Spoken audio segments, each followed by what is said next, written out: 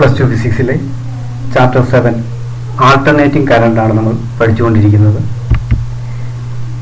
കഴിഞ്ഞ ക്ലാസ്സുകളിൽ A C കറണ്ടിനെ കുറിച്ചും അതുപോലെ എ സി എങ്ങനെയാണ് പ്രൊഡ്യൂസ് ചെയ്യുന്നതെന്നും നമ്മൾ പഠിച്ചിരുന്നു. ഇത് നമ്മൾ എ സി സർക്യൂട്ടിനെ കുറിച്ചാണ് പഠിക്കുന്നത്. ആദ്യം A circuit containing resistor only, ഒരു റെസിസ്റ്റർ മാത്രം സർക്യൂട്ടിൽ കണക്ട് ചെയ്തിരിക്കുന്ന കേസാണ് നമ്മൾ ഇന്ന് ഡിസ്കസ് ചെയ്തത്. അപ്പോൾ A C circuit containing resistor only, ഇവിടെ നമ്മൾ ഒരു റെസിസ്റ്റർ എടുത്തിരിക്കുന്നു, അതിന്റെ റെസിസ്റ്റൻസ് ക്യാപിറ്റൽ R ആണ്. ഒരു റെസിസ്റ്റർ എടുത്തിരിക്കുന്നു, അതിന്റെ റെസിസ്റ്റൻസ് ക്യാപിറ്റൽ R ആണ്. റെസിസ്റ്ററിനെ കുറിച്ചും റെസിസ്റ്റൻസിനെ കുറിച്ചും ഒക്കെ ഡീറ്റെയിൽ ആയിട്ട് നമ്മൾ 3rd ചാപ്റ്ററിൽ പഠിച്ചതാണ്. ഇവിടെ ഇ എന്നത് ഒരു EMF സോഴ്സ് ആണ്, അതായത് ഒരു alternating voltage source. A C voltage സൂചിപ്പിക്കാനാണ് നമ്മളിവിടെ സൈൻ വേവ് ഉപയോഗിച്ചിരിക്കുന്നത്. എപ്പോഴും എ സി ഇൻപുട്ട് വോൾട്ടേജ് അല്ലെങ്കിൽ ഔട്ട്പുട്ട് വോൾട്ടേജ് മുതലായവ റെപ്രസെന്റ് ചെയ്യാൻ വേണ്ടി ഈ സിമ്പിൾ വേണം നമ്മൾ ഉപയോഗിക്കാനായിട്ട്. സർക്യൂട്ടിൽ തന്നിരിക്കുന്നത് പോലെ എ സി ഇൻപുട്ട് വോൾട്ടേജ് ഒരു റെസിസ്റ്ററുമായി കണക്ട് ചെയ്തിരിക്കുന്നു. സർക്യൂട്ടിലൂടെ ഫ്ലോ ചെയ്യുന്ന കറണ്ടാണ് ഐ എന്ന് പറയുന്ന കറണ്ട് സർക്യൂട്ടിലൂടെ ഫ്ലോ ചെയ്യുന്നു. We have instantaneous voltage or EMF. Instantaneous voltage അല്ലെങ്കിൽ ഇൻസ്റ്റന്റേനിയസ് EMFന്റെ എങ്ങനെയാണ് റെപ്രസെന്റ് ചെയ്യുന്നതെന്ന് കഴിഞ്ഞ ക്ലാസ്സിൽ നമ്മൾ പറഞ്ഞതാണ്. E is equal to E0 sin omega t. ഇവിടെ E0 എന്നത് പീക്ക് വാല്യൂ ഓഫ് EMF ആണ്. അതുപോലെ തന്നെ ഒമേഗ ടി എന്ന് പറയുന്നതിന്റെ ഫേസിനെ സൂചിപ്പിക്കുന്നത് നമ്മൾ കഴിഞ്ഞ ക്ലാസ്സിൽ പറഞ്ഞു. ഓംസ് ലോ അനുസരിച്ച് current is equal to voltage by resistance നമ്മൾ പഠിച്ചിട്ടുണ്ട്. ഓംസ് ലോ അനുസരിച്ച് I is equal to V by R എന്നാണ് നമ്മൾ പഠിച്ചിരിക്കുന്നത്. ഇവിടെ വോൾട്ടേജിന് പകരം നമ്മൾ EMF ആണ് യൂസ് ചെയ്യുന്നത്. അതുകൊണ്ട് I ഈസ് ഈക്വൽ ടു നമുക്ക് E ബൈ R എന്ന് എഴുതാം. ഈയുടെ വാല്യൂ നമുക്ക് ഇവിടെ കിട്ടിയിട്ടുണ്ട്. E0 സൈൻ ഒമേഗ ടി ആണ്. അപ്പോൾ നമുക്ക് ഇങ്ങനെ കിട്ടും I is equal to E0 sine omega T divide by R എന്ന് കിട്ടും. ഇനി പീക്ക് വാല്യൂ ഓഫ് കറണ്ടിനെ കുറിച്ച് നമ്മൾ പഠിച്ചിരുന്നു. Peak value of current I0 is equal to E0 divide by R. I0 is equal to I0 എന്ന് പറയുന്നതാണ് peak value of current. അത് എന്താണ്? മാക്സിമം വോൾട്ടേജ് അല്ലെങ്കിൽ peak value of EMF divide by resistance ആയിരിക്കും. അപ്പം I0 എന്ന് പറയുന്നത് E0 divide by R ആണ്. അപ്പോൾ E0 ഡിവൈഡ് ബൈ R എന്നുള്ളതിന് പകരം നമുക്ക് ഈ ടേമിനകത്ത് E0 ബൈ R എന്നുള്ളതിന് പകരം I0 എന്ന ടേം ഉപയോഗിക്കാം. അപ്പോൾ നമുക്ക് കിട്ടിയിരിക്കുന്നത് I is equal to I0 sine omega T എന്ന് നമുക്ക് കിട്ടും. I is equal to I0 sine omega T.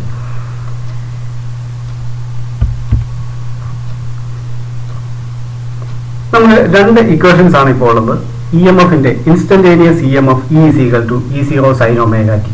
Instantaneous EMF E is equal to E0 sine omega T and instantaneous current I is equal to I0 sine omega T.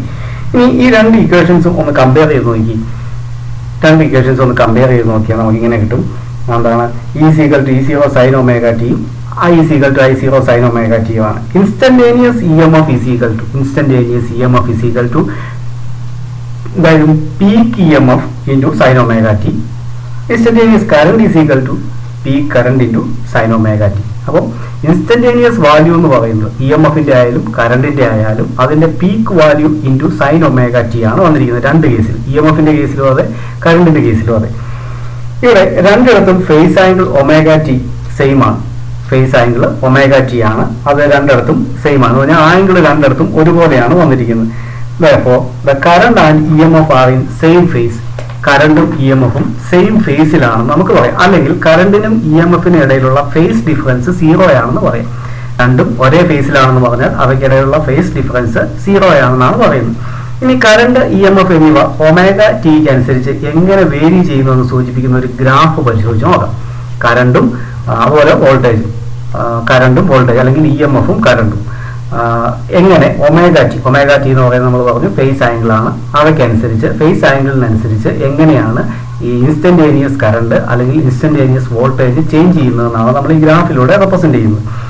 Angle omega T 0-ൽ നിന്ന് 360 ഡിഗ്രിയിലേക്ക് vary ചെയ്യുമ്പോൾ current EMF തുടങ്ങിയവ എങ്ങനെ change ചെയ്യുമെന്നാണ് ഇതിൽ നമ്മൾ മനസ്സിലാക്കുന്നത്.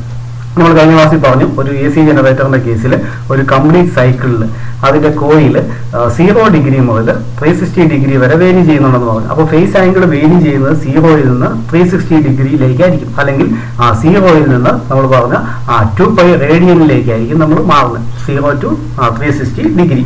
ഇങ്ങനെ vary ചെയ്യുന്ന സമയത്ത് എന്താണ് ഇ എം എഫിനും കറണ്ടിനും വ്യത്യാസം വരുന്നത് നമുക്ക് നോക്കാം. നമുക്കറിയാം ഇ എം എഫിന്റെ value E0 sin omega T ആണ്, കറണ്ടിന്റെ value I0 sin omega T ആണ്.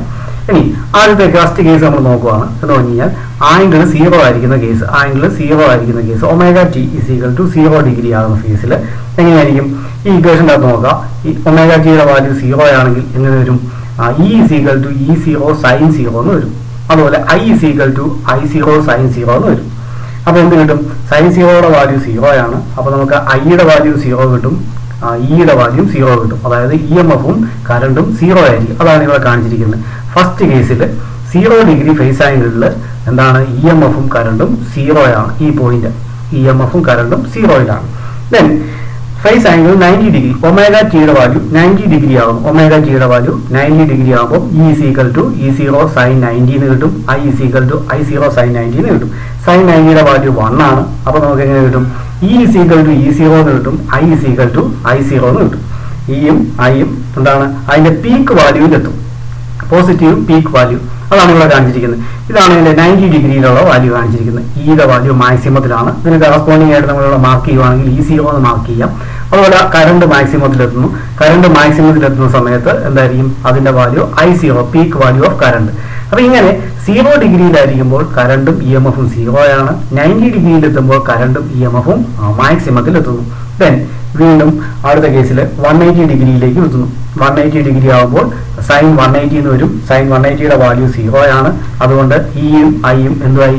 വീണ്ടും 0 ആയിട്ട് മാറി. ഇതാണ് 180 ഇ എം എഫും കറണ്ടും വീണ്ടും 0 ആയിട്ട് മാറി. വീണ്ടും 270 മാറുന്നു. 270 ഇതാണ് 270 എത്തുമ്പോൾ സൈൻ 270 എന്ന് കിട്ടും. സൈൻ 270യുടെ വാല്യൂ -1 ആണ്. അതുകൊണ്ട് ഇവിടെ എന്ത് കിട്ടും? -E0 എന്ന് കിട്ടും. ഇവിടെ -I0 എന്ന് കിട്ടും. അപ്പൊ E E0, I -I0. നമുക്ക് നെഗറ്റീവ് ഹാഫ് സൈക്കിളിലെ പീക്ക് വാല്യൂസ് ആണിത്. ഇതാണ് നമ്മുടെ നെഗറ്റീവ് ഹാഫ് സൈക്കിളിലെ കറണ്ടിന്റെ പീക്ക് വാല്യൂ -I0. അതുപോലെ തന്നെ E0 -E0. ഇങ്ങനെ ഓപ്പോസിറ്റ് സൈഡിലെ നെഗറ്റീവ് പൊളാരിറ്റിയിലെ മാക്സിമം വാല്യൂസ് നമുക്ക് ലഭിക്കും. ദെൻ വീണ്ടും ഇതെന്തായി? സൈക്കിൾ കംപ്ലീറ്റ് ചെയ്യുവാണ്. 360 എത്തുന്നു. സൈൻ 360 എന്ന് വരും. അതുപോലെ ഇവിടെ E0 sin 360, I0 sin 360. Sign 360യുടെ value 0 ആണ്. അപ്പോൾ നമുക്ക് എന്ത് കിട്ടും? E0 കിട്ടും, I0 കിട്ടും. വീണ്ടും ഇവിടെ 0 അപ്പോൾ നമ്മൾ പറഞ്ഞു ഇ എം എഫ് കറണ്ട് ഇവ ഒമേഗ ടിക്ക് അനുസരിച്ച് ഫേസ് ആംഗിളിനനുസരിച്ച് എങ്ങനെ വേരി ചെയ്യുന്നു എന്നുള്ള ഒരു ഗ്രാഫിക്കൽ റെപ്രസെന്റേഷൻ ആണിത്. ആദ്യ കേസിൽ 0 ആണ്. 0 ആകുന്ന കേസിൽ ഇ എം എഫും കറണ്ടും 0 ആയിരിക്കും. ദെൻ 90 എത്തുമ്പോൾ ഇ എം എഫും കറണ്ടും മാക്സിമത്തിലെത്തും, അതായത് അതിന്റെ പീക്ക് വാല്യൂവിലെത്തും. വീണ്ടും അടുത്ത 180 വീണ്ടും അത് 0 270 നെഗറ്റീവ് മാക്സിമത്തിൽ എത്തും. അതിനുശേഷം 360 വീണ്ടും 0 അപ്പൊ ഇവിടെ പ്ലസ് E0 അതുപോലെ തന്നെ പ്ലസ് E0യും I0യും ഉണ്ട്. ഇതാണ് പ്ലസ് E0 എന്ന് പറയുന്നത്. I0 എന്ന് പറയുന്നത് ഇതാണ്. ഇത് എന്താണ്? പോസിറ്റീവ് പീക്ക് വാല്യൂ ആണ്. അതുപോലെ ഇവിടെ ഒരു നെഗറ്റീവ് I0 ഉണ്ട്. അതുപോലെ തന്നെ നെഗറ്റീവ് E0 ഉണ്ട്. അതെന്തായിരിക്കും? അതിന്റെ നെഗറ്റീവ് പീക്ക് അല്ലെങ്കിൽ ഓപ്പോസിറ്റ് പൊളാരിറ്റിയിലുള്ള പീക്ക് വാല്യൂസ് ആയിരിക്കും. ഈ ഗ്രാഫുകൾ 0 ആകുന്ന ആംഗിളിൽ നോക്കുക. ഈ ഗ്രാഫ് 2 ഗ്രാഫ് നോക്കിക്കഴിഞ്ഞാൽ നമ്മൾ പറഞ്ഞു ഡോട്ടർ ലൈൻ ഉപയോഗിച്ചിരിക്കുന്ന കറണ്ടിന്റെ ഗ്രാഫ്, അതുപോലെ തന്നെ ഇതിന്റെ ഗ്രാഫ് ഇ എം എഫിന്റെ ഗ്രാഫാണ്. ഈ 2 ഗ്രാഫുകൾ നോക്കുക. കറണ്ട് 0 ആകുന്ന കേസിൽ ആംഗിളിൽ ഇ എം എഫ് എന്താണ്? 0 ആണ്. കറണ്ട് മാക്സിമത്തിൽ എത്തുന്ന ആംഗിളിൽ എന്താണ്? ഇ എം എഫും മാക്സിമം ആണ്. നെഗറ്റീവ് പൊളാരിറ്റിയിലും അതുപോലെ തന്നെയാണ്. എന്താണ്? മാക്സിമത്തിലും 0യിലും ഒരേ ആംഗിളിൽ തന്നെയാണ് കറണ്ടും ഇ എം എഫും എത്തുന്നത്. ഇതിൽ നിന്ന് ഒരു കാര്യം നമുക്ക് മനസ്സിലാക്കാം. കറണ്ടും ഇ എം എഫും സെയിം ഫേസിലാണ് എന്ന് പറഞ്ഞാൽ അവയ്ക്കിടയിലുള്ള ഫേസ് ഡിഫറൻസ് 0 ആണ്. എന്ന് പറഞ്ഞാൽ ഒരേ സമയത്ത് രണ്ടും 0-യിലായിരിക്കും. അല്ലെങ്കിൽ അടുത്ത ഒരേ സമയത്ത് മാക്സിമത്തിൽ എത്തുന്ന സമയത്ത് രണ്ടും ഒരേ ആംഗിളിലായിരിക്കും. ഒരേ ആംഗിളിൽ രണ്ടും 0-യിലെത്തുന്നു, ഒരേ ആംഗിളിൽ അതുപോലെ മാക്സിമത്തിലെത്തുന്നു. അപ്പം മാക്സിമത്തിലെത്തുന്നതും മിനിമത്തിലെത്തുന്നതും ഒരേ ആംഗിളിലാണ് കറണ്ടും ഇ എം എഫും. അതുകൊണ്ട് കറണ്ടും ഇ എം എഫും സെയിം ഫേസിലാണെന്ന് പറയാം, അല്ലെങ്കിൽ അവയ്ക്കിടയിലുള്ള ഫേസ് ഡിഫറൻസ് 0 ആണെന്ന് പറയാം. ഇനി ഇവ തമ്മിലുള്ള ഫേസ് ആംഗിളിനെ റെപ്രസെന്റ് ചെയ്യാൻ നമ്മൾ ഉപയോഗിക്കുന്ന ഫേസർ ഡയഗ്രമാണ്. അപ്പം കറണ്ടിന്റെയും ഇ എം എഫിന്റെയും ഫേസ് നമ്മൾ ആംഗിൾ റെപ്രസെന്റ് ചെയ്യാൻ വേണ്ടി ഉപയോഗിക്കുന്ന ഡയഗ്രമാണ് ഫേസർ ഡയഗ്രം എന്ന് അറിയപ്പെടുന്നത്. ഇവിടെ കറണ്ടും ഇ എം എഫും സെയിം ഫേസിലാണ്. കറണ്ടും ഇ എം എഫും സെയിം ഫേസിലാണ്. അതുകൊണ്ട് നമുക്ക് ഇതിനെ ഒറ്റ ലൈൻ ഉപയോഗിച്ച് നമുക്ക് സെയിം ഫേസ് ആണ്. അതുകൊണ്ട് ഒരേ ലൈൻ ഉപയോഗിച്ച് നമുക്ക് ഇതിനെ റെപ്രസെന്റ് ചെയ്യാം. കറണ്ടിന്റെ പീക്ക് വാല്യൂ നമ്മൾ I0 എന്ന് മാർക്ക് ചെയ്തിട്ടുണ്ട്. EMFന്റെ പീക്ക് വാല്യൂ നമ്മൾ E0 എന്ന് മാർക്ക് ചെയ്തിട്ടുണ്ട്. അവയ്ക്കിടയിലുള്ള ആംഗിൾ രണ്ടാമത് എപ്പോഴും ω_t എന്ന് പറയുന്നതാണ് ഇവിടുത്തെ ആംഗിൾ. അപ്പോൾ കറണ്ടും EMFും പീക്കിലെത്തുന്ന സമയത്ത് ആംഗിൾ എത്രയായിരിക്കും? ω_t. ആംഗിൾ ω_t ആണെന്ന് നമ്മൾ പറഞ്ഞിട്ടുണ്ട്. രണ്ടും ഒരേ ഡയറക്ഷനിലാണ്. അവയുടെ പീക്ക് വാല്യൂസ് ഇവിടെ I0യും E0 നമ്മൾ മാർക്ക് ചെയ്തിട്ടുണ്ട്. ഇനി റെസിസ്റ്റർ മാത്രമുള്ള ഒരു AC സർക്യൂട്ടിലെ കറണ്ടും EMFും സെയിം ഫേസിലാണ് നമ്മൾ ഇതിൽ നിന്ന് നമുക്ക് മനസ്സിലാക്കാവുന്ന കാര്യമാണ്. അല്ലെങ്കിൽ എക്സാമ്പിൾ ഞാൻ ചോദിക്കാം, ഒരു റെസിസ്റ്റർ ഓൺലി AC സർക്യൂട്ടിലെ കറണ്ടിനും EMFിനും ഇടയിലുള്ള ഫേസ് ഡിഫറൻസ് എത്രയാണെന്ന് ചോദിക്കാം. അപ്പം റെസിസ്റ്റർ സർക്യൂട്ടിൽ ഒരു ആൾട്ടർനേറ്റിംഗ് EMF സോഴ്സ് കണക്ട് ചെയ്തിരിക്കുന്ന ഒരു റെസിസ്റ്ററുമായിട്ട് കണക്ട് ചെയ്തിരിക്കുന്ന സർക്യൂട്ടിൽ കറണ്ടിനും EMFിനും ഇടയ്ക്കുള്ള ആംഗിൾ അല്ലെങ്കിൽ ഫേസ് ഡിഫറൻസ് എത്രയെന്ന് നമ്മളോട് ചോദിക്കും. ഇവിടെ രണ്ടും സെയിം ഫേസിലായതിനാൽ ഫേസ് ഡിഫറൻസ് 0 എന്നായിരിക്കും അതിന്റെ ആൻസർ. അപ്പം റെസിസ്റ്റർ ഓൺലി സർക്യൂട്ടിലെ ഫേസ് ഡിഫറൻസ് കറണ്ടിനും EMFിനും ഇടയിലുള്ള ഫേസ് ഡിഫറൻസ് 0 ആയിരിക്കും. അപ്പോൾ ഈ ടോപ്പിക്ക് എല്ലാവർക്കും നന്നായി മനസ്സിലായി കാണുമെന്ന് ഞാൻ വിശ്വസിക്കുന്നു. പ്രീവിയസ് വീഡിയോകൾ നിങ്ങൾ കണ്ടിട്ടില്ലെങ്കിൽ ഇവിടെ ഉപയോഗിച്ചിരിക്കുന്ന പല ടേമുകളും നിങ്ങൾക്ക് മനസ്സിലാകാതെ വരും, പല കാര്യങ്ങളും നിങ്ങൾക്ക് വ്യക്തമാകാതെ വരും. അപ്പോൾ അത് കണ്ടതിന് ശേഷം മാത്രം ഈ ക്ലാസ്സുകൾ അറ്റൻഡ് ചെയ്താൽ മാത്രമേ നിങ്ങൾക്ക് കാര്യങ്ങൾ കൂടുതൽ വ്യക്തമാവുകയുള്ളൂ. അടുത്ത ക്ലാസ് നമുക്ക് വീണ്ടും കാണാം. Thank you.